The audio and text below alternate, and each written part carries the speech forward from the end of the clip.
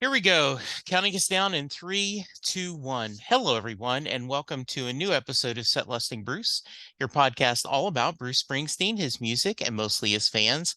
I am your host, Jesse Jackson, but we are getting off the Bruce Springsteen train today, though I'm sure he will come up as he normally does. And we are talking baseball. We are talking announcing.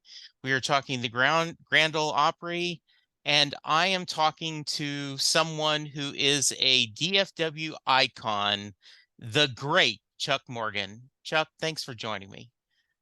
Great to be here and honored to be with you and looking forward to this. So great, Jesse. Appreciate it. Yeah, so for those of you, everyone in DFW is going, I know that voice. But for the people outside of DFW, tell a little bit about yourself. Well, I've been with the Texas Rangers for 40 years, and I came to Texas as their public address announcer. And knowing that you can't make a living just being a public address announcer, they also had me involved in sales. And after a couple of months of trying to sell some things, I thought maybe I made the wrong decision to leave Nashville. Had a lot of great things going on in Nashville, but prior to coming here, I was with the Grand Ole Opry and WSM Radio in Nashville, and kind of a career change. I've always had been a baseball fan, but I do all. I'm responsible for everything that you see and hear in the ballpark, and I've done that for Arlington Stadium, the ballpark in Arlington, and now Globe Life Field. So, but I'm also responsible for the giveaway schedule. So I deal with a lot of bobbleheads and snow monkeys and things of that nature. Yes, I have my snow monkey. I was just telling you, and hold on. My Pudge Rodriguez There you go. bobblehead. Funny story. The night that they were giving those away, my son, who is now 32, but Pudge was his favorite player. Pudge and Mickey Tettleton when he was a kid. Those were the Okay. two people he adored. And like he made sure we were there at the game, like the moment the gate opened so he could get them. He wanted to make sure he got a Pudge bobblehead. That's So awesome. That's yeah. awesome. Um, the joke is among us fans, and maybe you can you took a break from the Rangers for 1 year, and it felt like they hired 5 people to replace you. Is that an exaggeration, or is that kind of sort of true?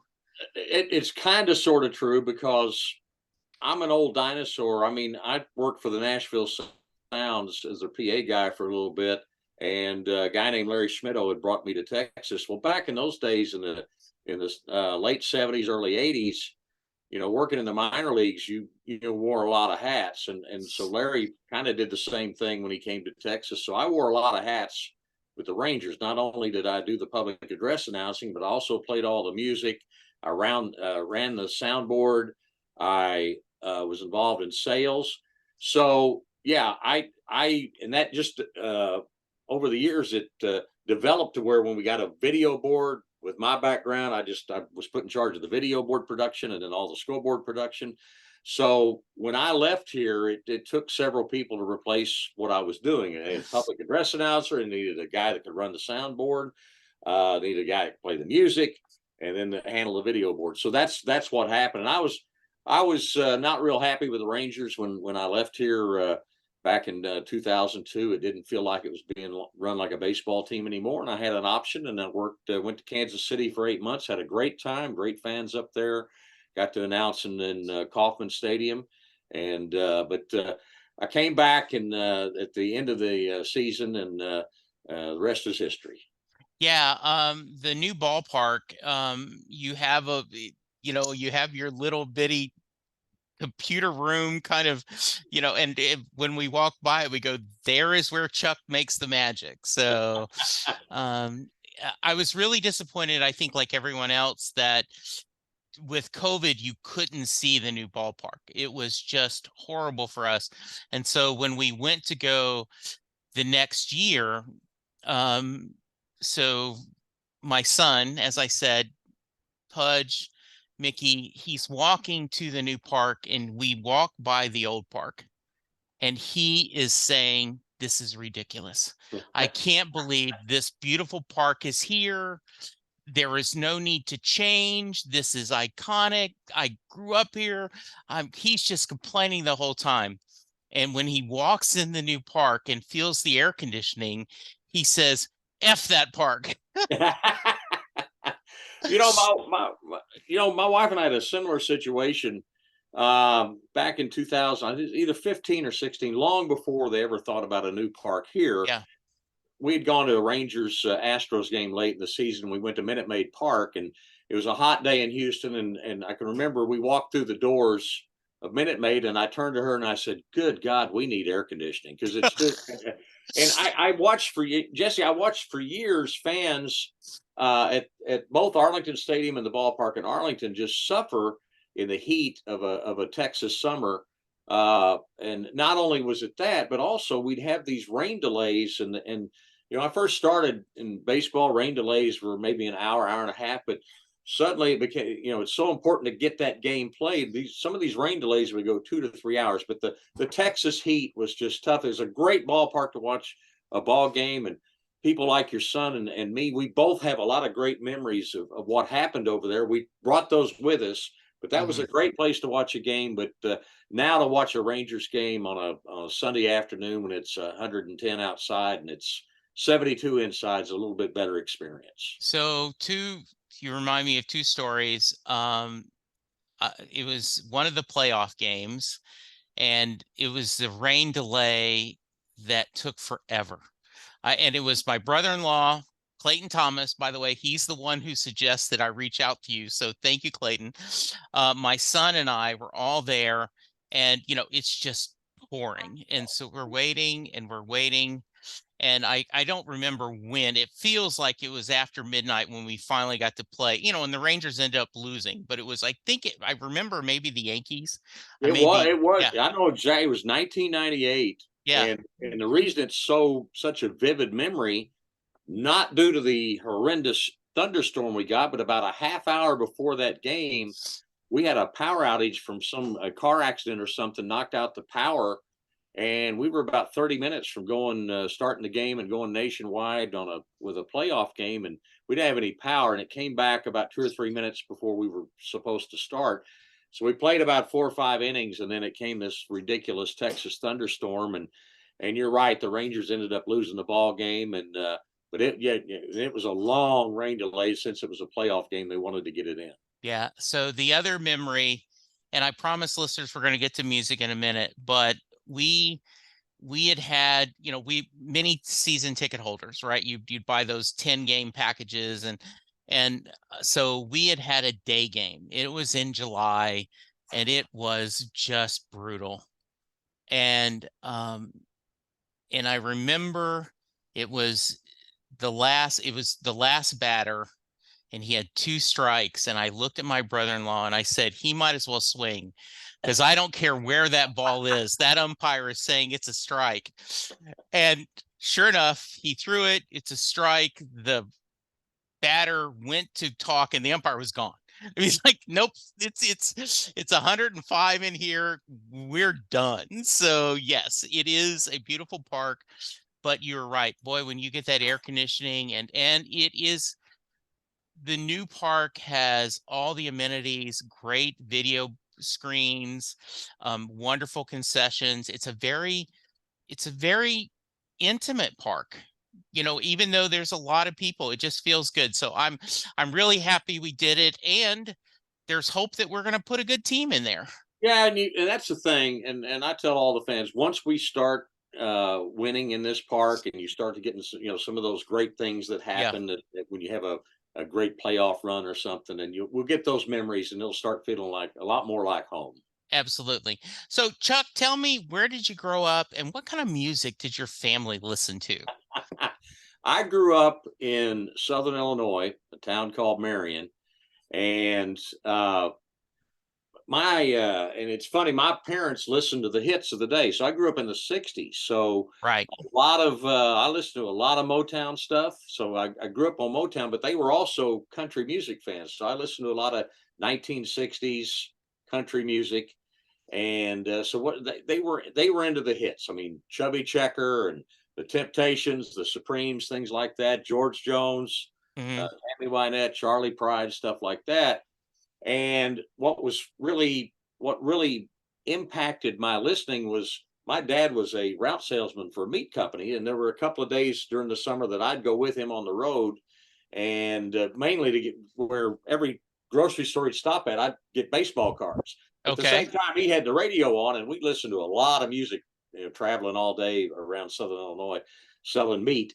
But that's what I grew up on. And then the other thing, Jesse, I listened to a lot of baseball on the radio. Obviously, I grew up close to St. Louis, so listened to a lot of Cardinal games with Harry Carey. And late at night, sometimes I would ask my dad for the car keys, go out and listen to the game on the car radio because you could get better reception.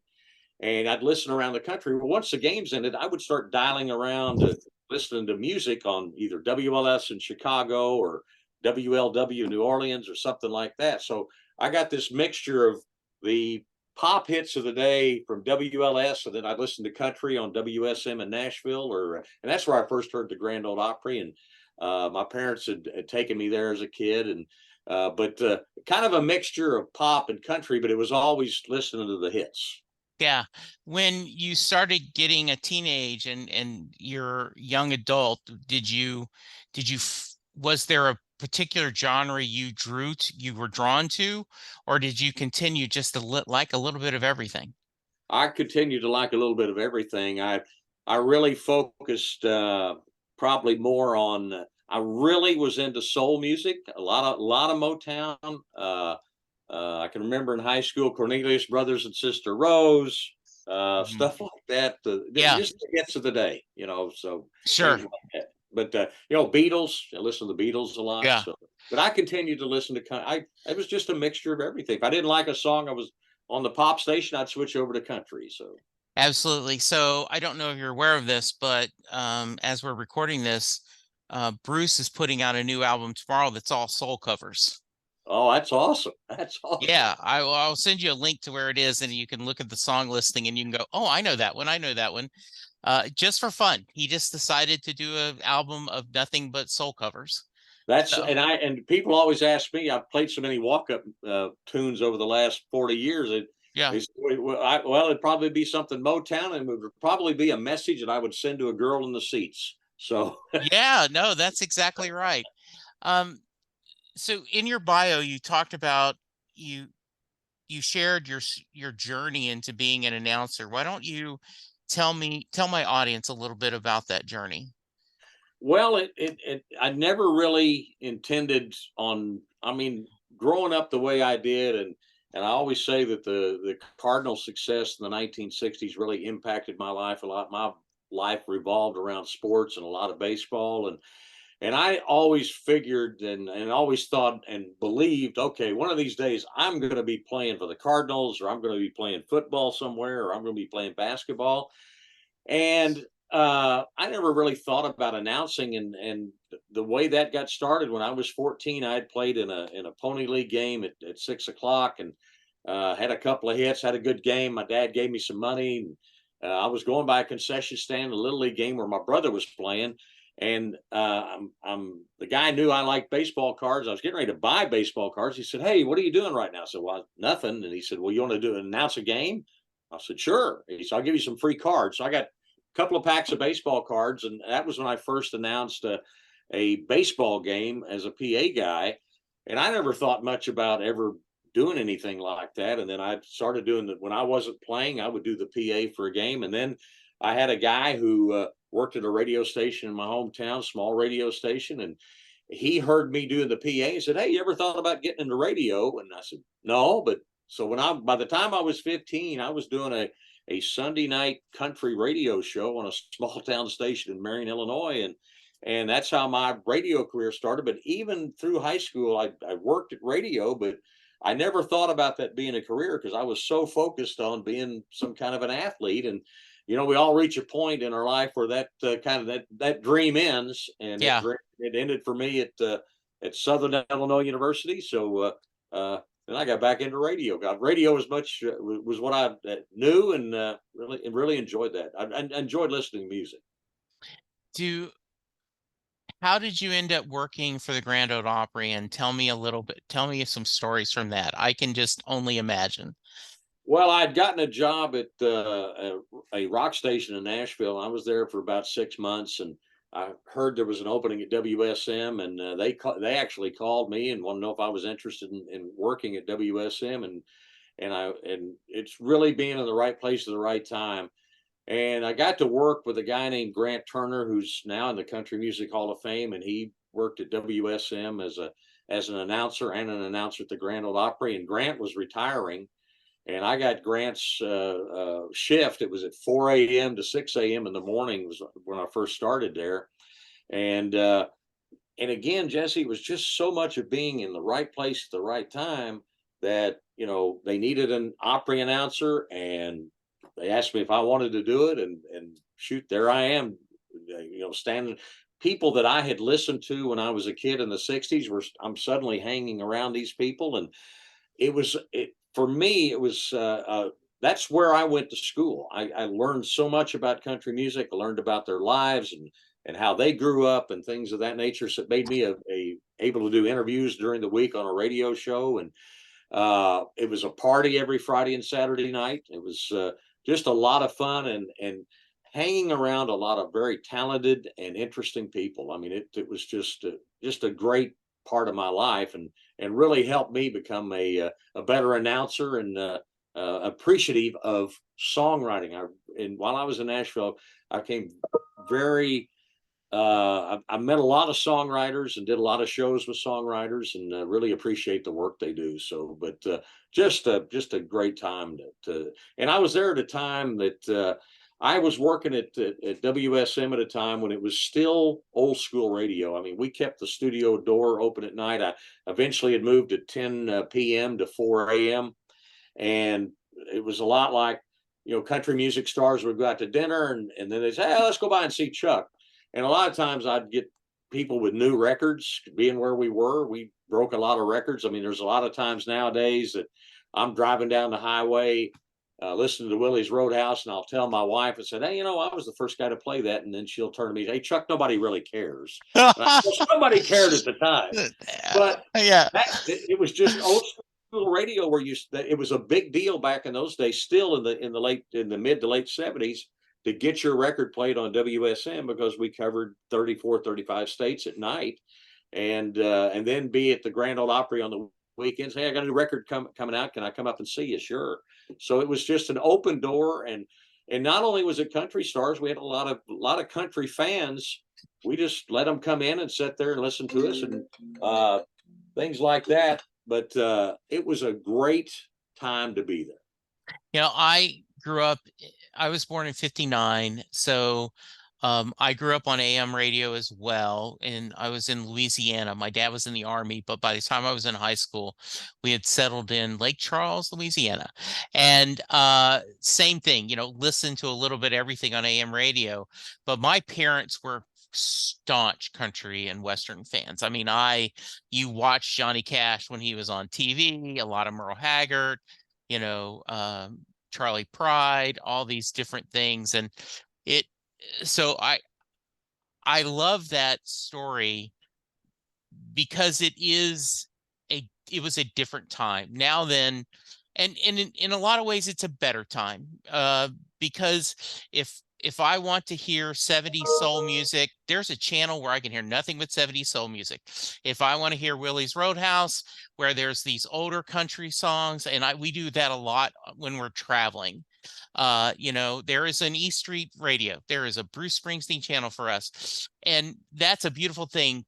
But in a way, it's a little sad that there's not that diversity out there where you get a little bit of everything. Don't you think? I totally agree with you, and I'm the same way about television. You and I pretty much grew up in the same era. When Yeah, I grew up, we only had three channels. And exactly. we're pretty much stuck with whatever was going to be on those three channels, and we were lucky to get we had the Yankee game of the week on Saturdays, and then Right. we might get a Cardinal game every now and then. But same way the radio, and that's why I would switch off if I didn't like what was being played on KXOK in St. Louis. Okay, I'll switch over here to the country station to see what they're playing. But you're right; it's great, and nowadays that if I don't like what's on 60s on 6, I'll switch over to the 70s, and then, well, if I don't like that, I'll go to Willie's Yeah. Roadhouse. But yeah, you're Yeah. exactly right. But I Yeah. miss those days. I've had a lot of people ask me, because I had so much going on, and I left a lot behind in Nashville, and if I ever wanted to go back, and I'd say, if I could go back, I'm going to sound like Uncle Rico from Napoleon Dynamite. If I could go back, I'd like to do that. That's the kind of radio I'd still like to do, where they bring the record by, and that old school stuff, and do an interview. That was always fun. Yeah. Once again, Bruce had done an album a few years ago called Western Stars, very Jimmy Webb, Glenn Campbell type songs, and he covered Rhinestone Cowboy. And I said, if radio was different, that would have been a crossover hit. Having Bruce Springsteen do a great version of Rhinestone Cowboy, but it's not that way anymore. And I stand by, there is still great music being made in all genres, but it is a little tougher for someone to find that mainstream audience, though the beauty of YouTube and um all these other Bandcamp and everything that you can go make, like George Dunham and the Bird Dogs, right? He can Right, make right, music, get that out there and find an audience. right. Yeah. That's exactly right. So, um, you mentioned TV. Um, that's a frustration for me because I have Frontier cable and it is near impossible to get Texas Rangers on my TV. And I miss it. My son and I were talking about, because even in the summer, you would I'd put it on the Ranger game and have that going. And then if I wanted to watch something else, then when I ended it, the DVR is there and oh, looks like, let me back that up. Let me see what's going on. Do you get that a little bit from other fans? Oh, I get it all the time, and it's very frustrating. And what makes it even more frustrating is that Frontier is a sponsor on Bally Sports Southwest, which doesn't make Yeah, any sense at all. But they're working on that. They're going to get that fixed. But good. I hear from so many fans that were kids in the late '70s that they became Chicago Cubs or Atlanta Braves fans because of WGN and TBS, and the impact that had of watching the game on TV. And if you don't have a great TV audience, I mean, people say, well, I don't know if I want to go to a game or not. I haven't seen the Rangers this year, but that's a very important thing, and I know they're working on to get that fixed. That's good. I do know that there's plenty of people that became Braves fans or Cubs fans, right, because of that. It was that out there. Um, the other thought, and we go back to baseball a little bit, we were out of town. It was a family get together, so we had three couples. Um, Four of them were Astro fans, and then it was my wife and I. And so they bought me an Astros t-shirt, and so I'm wearing it, even though you know, rolling my eyes. And so the World Series, starting at 7:38 on a Saturday. And I brought back, and I remember Ken Burns' baseball documentary talking about you used to play those games during the day so the kids could see it. And now then, because of TV revenue, we need it prime time. You've been part of that, haven't you? That over the years, you've seen that shift, haven't you? Yeah, I've seen that, and a lot like you. I remember going to school in the '60s, and when some teachers would bring their black and white TVs to school, and you would watch the World Series in the afternoon, and or they'd bring you'd listen to it on the radio. You'd have a radio with you and listen to it Yeah. like that. But yeah, I even this year I was a little disappointed. I would in Texas the games would start at 6 o'clock or at 7 o'clock, and I was thinking, okay, well, I don't need an hour of a pregame. Why not just start the game at 6 o'clock? But Yeah. that involves tons of revenue and things like that. That's the way those decisions are made. But it really bothers me that a lot of kids today don't get to see some of the biggest moments in baseball because of the way the things are televised today. Yeah. Um, that's exactly right. I just had Jeff Pearlman on the podcast promoting his Bo Jackson book. And he talked about that a lot of Bo's great events were not seen on TV. You just saw afterwards. Um, do you have any memories of watching Bo play or thoughts of that when, you know, in your years as an announcer? And one of the greatest athletes I've ever seen. I mean, and some of the uh, having worked with Nolan Ryan quite a bit, some of the biggest moments that Nolan had was dealing with Bo Jackson. Yeah, The one that everybody talks about is the bloody shirt, and everybody today, you know, that they don't remember what happened, but a lot of them think it was a Bo Jackson line drive off Nolan's face, but yeah, actually it was a ground ball that went high up in the air. It was raining, and Nolan lost the ball in the lights and the raindrops, and it came down and hit him in the face, and then he had to get sewn up between innings. But and then, you know, Jesse, I had an opportunity earlier this year to go to Birmingham, Alabama, and be a part of a fundraiser for Rickwood Field. Uh, and we had a chance to interview some old Negro League players. But at that event was a Bo Jackson's high school coach, and I got to hear some things about Bo in oh high school. wow. It was just, you know, great stories about him scoring from first base on a drop pop up from Mhm. another batter, which was amazing. But yeah, I just an outstanding athlete, and actually, there's a part of the Nolan Ryan Robin Ventura story that Nolan will talk about it being at the bottom of that pile, and he really was couldn't breathe, and that Yeah, he felt this big arm come in and pull him up out of the pile, and it was Bo Jackson that actually pulled him out of that pile. So, but yeah, just he was a tremendous athlete, and yeah, I'm sorry he didn't get to have his career continue because of injury. sure. Is there a favorite athlete over the years besides Nolan that you loved watching? Uh, you know, I grew up with the Cardinals, so uh, I saw a lot of Bob Gibson pitching. My parents were fans of pitching, so I got to see a lot of. And it didn't matter if it was a school night or not. I mean, we went to if it was Bob Gibson against Sandy Koufax, we were there, or Juan Marichal and guys of that era. When I first came to the Rangers, we had a third baseman named Buddy Bell, and Hmm. Buddy to me was just a thrill to watch. And I've gotten to see two great third basemen here over the years in Bell and then Adrian Beltre. Uh, Pudge Rodriguez uh, was a thrill to watch. But, you know, the guy that I really, probably my, other than Nolan, my other all time favorite Ranger is Juan Gonzalez, because when Juan would come up to bat, uh, there was always a chance that something bad was going to happen for the other team. And he was such a great player in the playoffs, two-time MVP.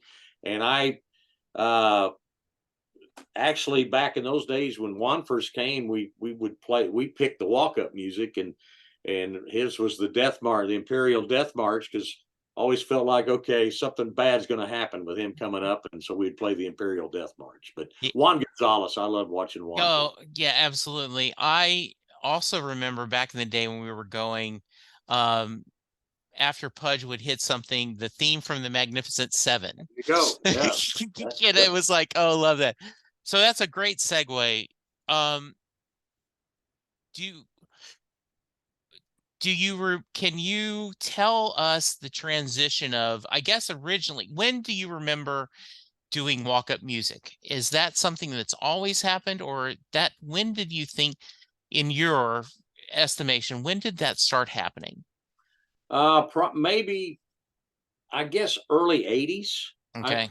and the problem with it in those days, you know, I, my thoughts on where it all started was, you know, whether you were in St. Louis or Chicago in the '60s, most ballparks had organs, Right. and the organist would either play something as they, you know, if they did something or they were coming up to bat, something had to do with the guy's hometown or something to do with his name or something like that. So that's probably where a little of that got going. But probably the early '80s, I can remember when I first came to the Rangers, we had a relief pitcher named Dave Schmidt, And he had told me when he comes into the game, he said, "I want the Fireman by George Strait." Well, I had to play a record. So it was very difficult to play walk-up music in those days because you had to cue the record up. Right. So what's changed so much is I went from records to broadcast cartridges, where you had to flip the cartridge and stuff. But uh, and then by now, and even in the early '90s, we had these digital computers where you just had to push a button and music would play. So that made it much easier to do that.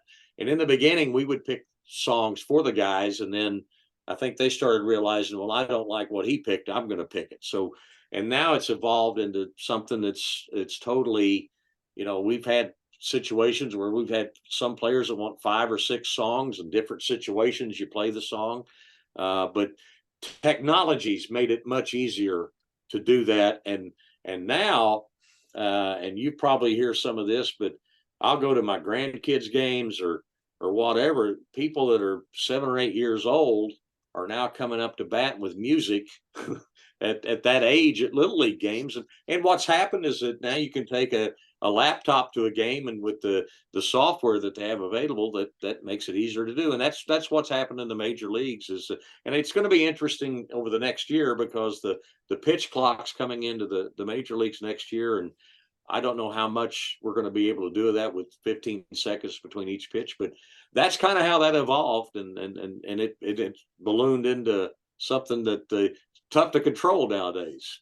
Um, if you talk to my son, um, he will talk about wrestling entrance songs. He is a huge WWE fan, and he will, and I think, that combined with walk-up songs, it's almost your theme song. And I will hear people talking about, yeah, I'm entering a meeting and in my mind my walk-up song is going, right? So what are some of the do you have some funny stories or interesting stories? I imagine that's my softball to you, Chuck. Tell me some of the stories about songs people picked. The one of the a strange one time is I got a call from David DeLucci, who was an outfielder for us, and he called one day and he was struggling at the plate, Yeah. and he said, "I want the Godfather waltz." And I said, "Are you sure?" I said, "It's not really a pump up." He said, "No, I want the Godfather waltz." And he came up to the plate, and immediately the crowd reacted. They loved it. Get a bunch of people emailing or calling, "Hey, what's that? What's DeLucci's walk up song?" And he ended up having a great year after that song came along. Uh, the the Latin music. There's some of that stuff that you know that's it has a different sound, and we had one from Elvis one time that they called El Chacarron, and it's really a funny thing to listen to. And at that point in time, Nolan Ryan was my boss, and he said, "Hey, what in the hell was that you just played up there?" And I said, "That's Elvis's walk up song." And I said, I can't believe he likes that, but That's a probably pretty good fake Nolan. I've been around him so much, I pretty Yeah. much imitate him. But probably the funniest one is not a walk up song for. I'll tell you what. I'll do a player and then a manager. Okay, sounds good. When Prince Fielder came to the Rangers, we did the Soul Glow that he had in Milwaukee and Detroit, and then he, we could get a list from the clubhouse. We'll say, "Hey, what do you want this year?" Well, I noticed on there he had air raid siren, and and I thought, okay, we're in Texas where we have a lot of tornado activity. Is that something we want to do? Well, I went ahead and did it. We've always tried to do what they want to make them feel at home. And of course, the first time he comes up, we're playing the air raid siren. Of course, fans are saying, "Hey, why are you? We're in Texas. Why are you playing that? It's scaring me. Are there storm warnings?" Yeah. And so finally, after about a month of that, I had an opportunity to interview Prince at a foundation fundraiser, and I just flat out asked him, I said, "Hey, Prince, we're in Texas here, and you got the air raid siren, and it's like a tornado's coming." And he said, I said, why do you use that? And he said, well, I just want people to know, and especially the pitcher, know that something bad's about to happen. So that was his reason for the air raid siren. Can't Uh, disagree. and then the manager one, in 1994, we opened on the road.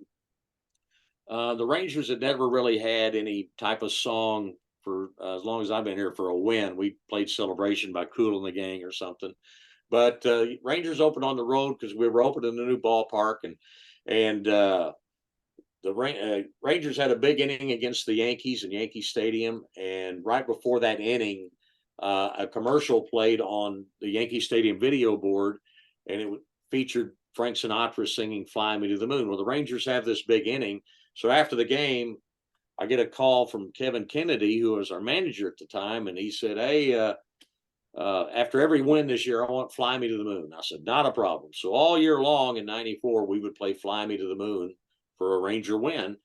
And we played it up until the time that Kevin was let go as the manager. But years later, he came back as the manager of the Red Sox. And one night we're just wearing the Red Sox out, and he's made about 4 pitching changes. And on that 4th pitching change, I thought to myself, what a great time to play It's Fly Me to the Moon. So as he's walking out for that last pitching change, I start playing Fly Me to the Moon, and I see him look up there. He makes the pitching change. He's walking off. He gives me a nice 1-finger salute. But then later on, he's laughed about it, and from time to time. But little stuff like that happens. But there are so many crazy stories. Like one night, we were playing. We had a lead. We had a 1-run lead.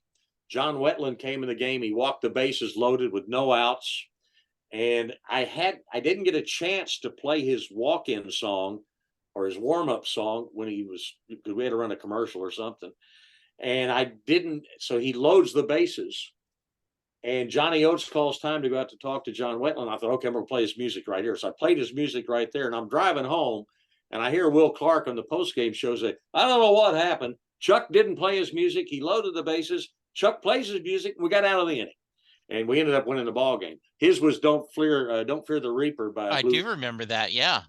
So just little things like that have happened over the years. And there was one time I got a call before a game, and Mike Napoli said, "Hey," he referred to Michael Young as Ranger Man, and he said, "Hey, tonight when Michael comes up for the first time, play the theme from Superman."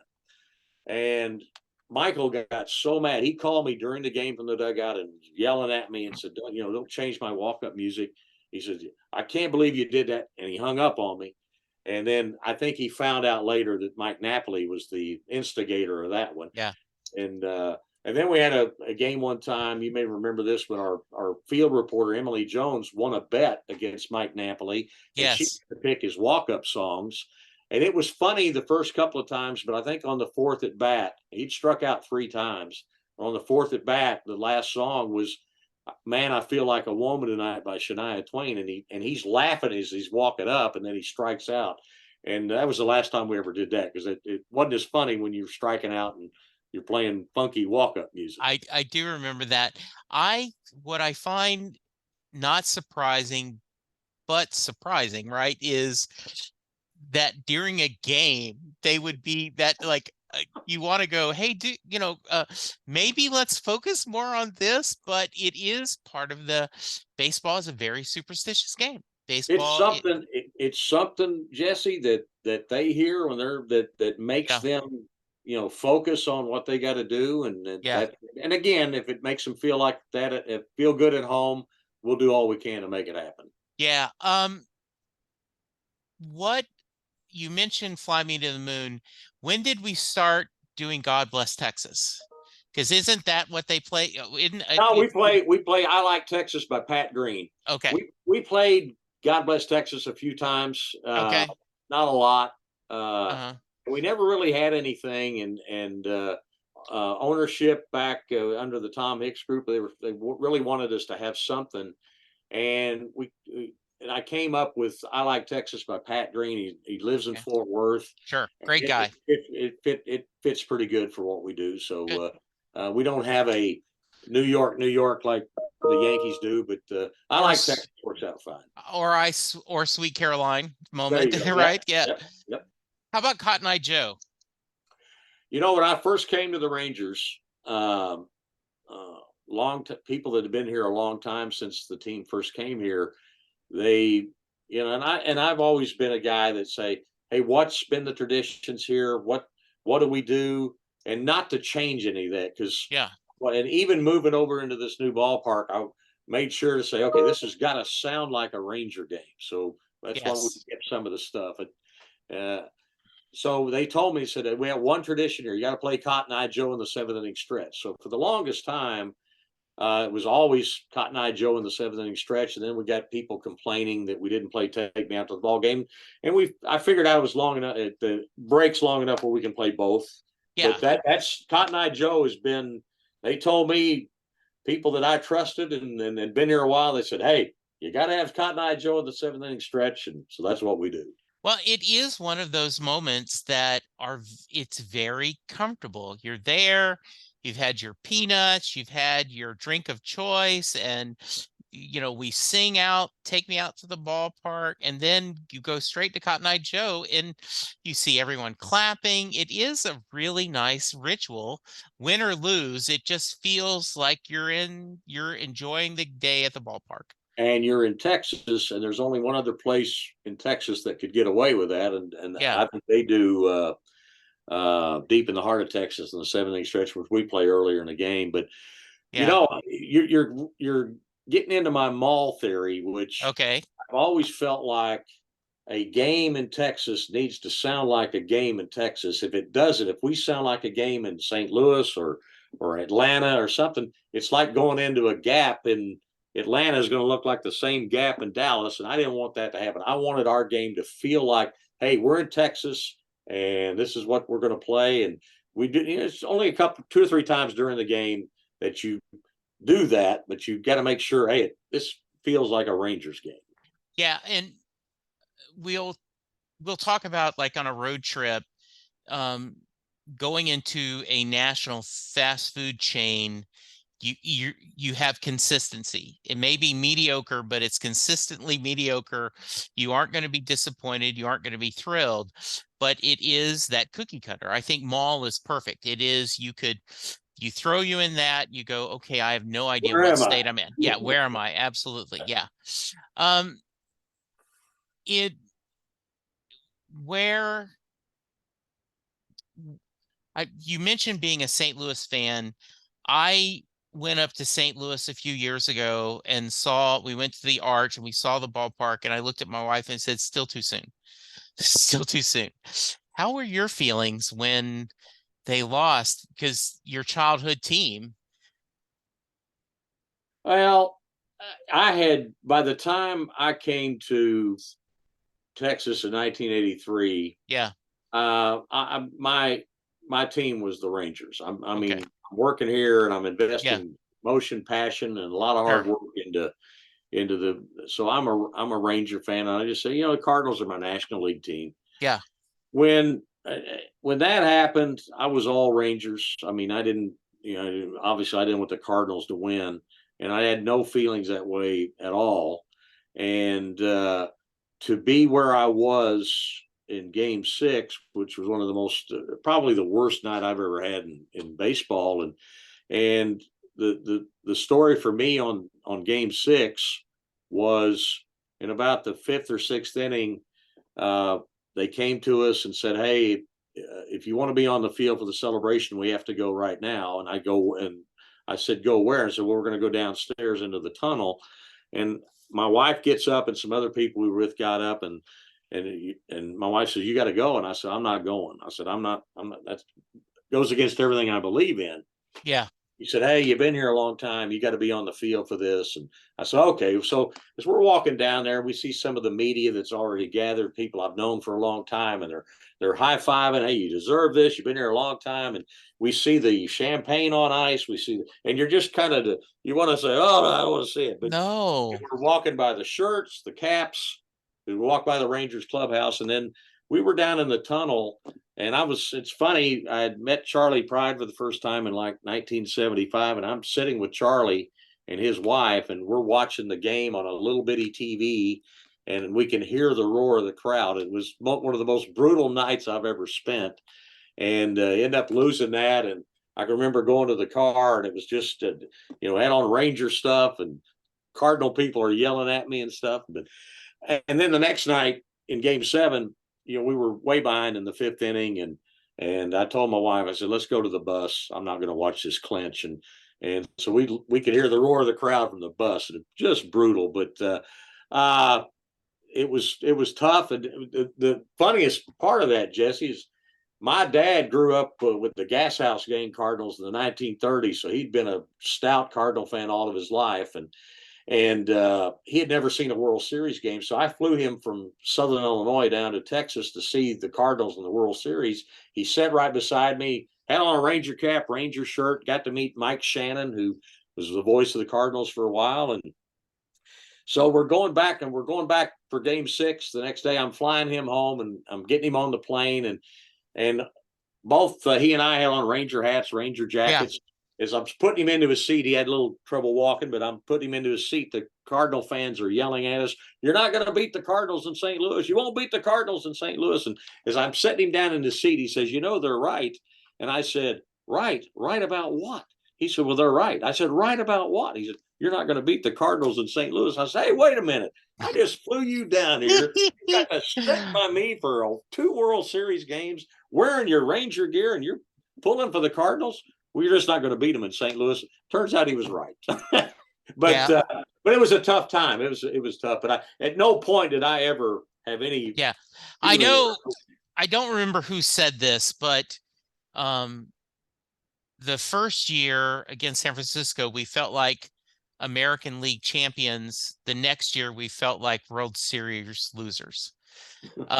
Yes, we were watching it, and um, I remember when Josh came up in the extra innings, and I said, just win this thing.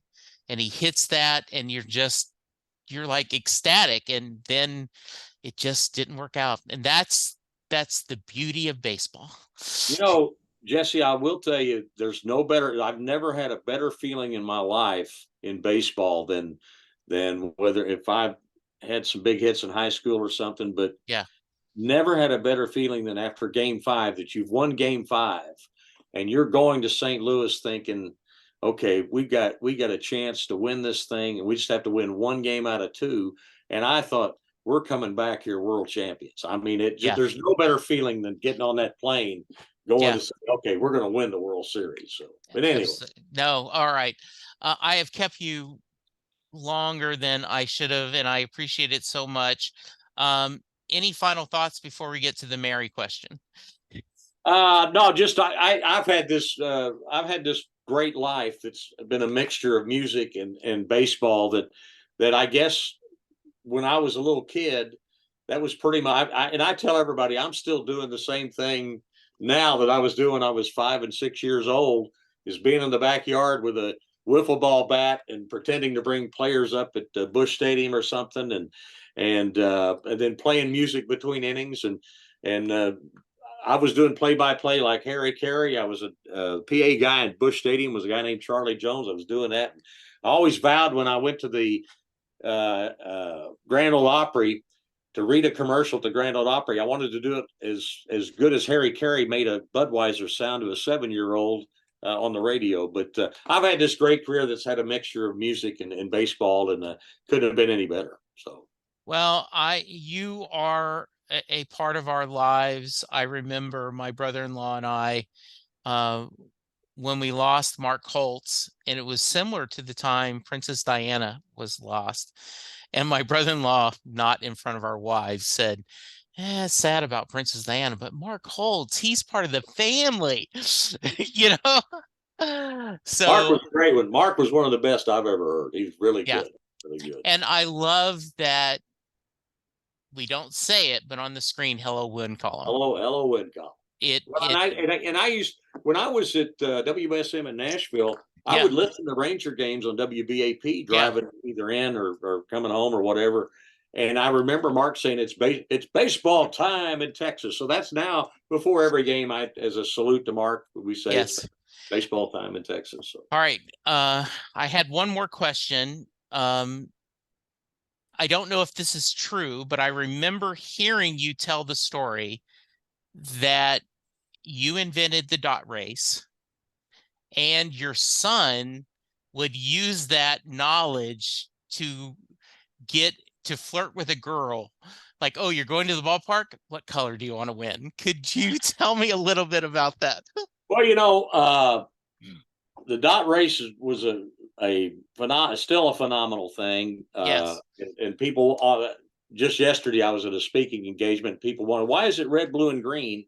And I said, well, back in the mid 80s, the character generator only had 8 colors, and red, blue, and green would work the best. But yeah, that did happen. My son would ask me, hey, he'd come up to the booth before cell phones and, hey, who's going to win a dot race? And I go, why? He said, well, I got a girl here with me. And I said, I'm going to impress her. And I would tell him who was, and then it got more sophisticated. He don't want to know what the trifecta is going to be. And I'd give him the exact finish. Yeah, I did. That's unbelievable. And the whole thing started, Jesse, because at that time, as I told you earlier, I changed my career path where I was having to sell, which I never had sold before. And to get a package deal done with Whataburger, I came up with this dot race idea to sell a package to Whataburger. So that's how that happened. That is hilarious. That is wonderful. I love that.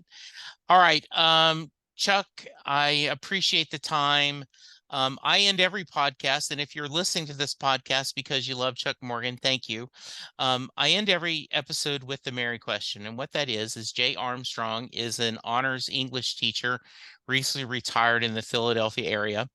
He would break apart the Bruce Springsteen song Thunder Road. He would look at the lyrics, he would talk about the themes, and his class would explore it the same way they would like a Robert Frost or Edgar Allan Poe poem. So, and at the end, he would ask, does Mary get in the car? So, Chuck, that was your homework. Does Mary get in the car at the end of Thunder Road? And I mentioned earlier, I'm a big songwriting guy, so I Yeah. love lyrics. Yes. So my wife and I have debated this.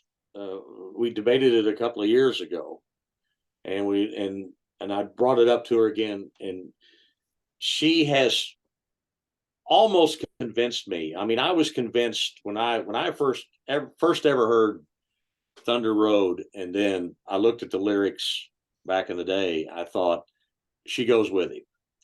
I think he came to her, and she told all these other guys not interested, and that he sold her on he was the guy.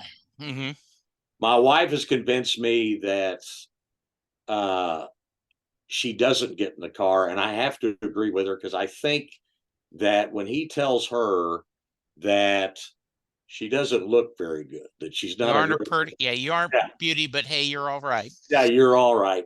I think, as my wife says, she would take offense to that, and she wouldn't have anything to do with the guy.